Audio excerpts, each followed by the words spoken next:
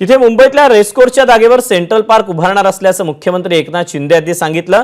300 एकरचा central park मुंबईमध्ये होणार असल्याचं एकनाथ शिंदे म्हणतात।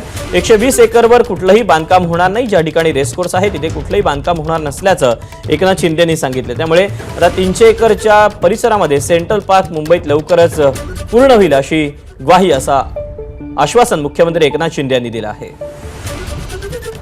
वर्ल्ड क्लास आपण तो हे करतोय, मोठं गार्डन करतोय, सेंट्रल पार्क करतोय।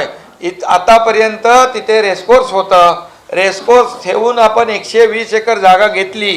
त्या जागेवर एक कुठलंही बांधकाम होणार नाही। ती जागा पूर्णपणे गार्डन म्हणून आपण वापरणार त्या ठिकाणी।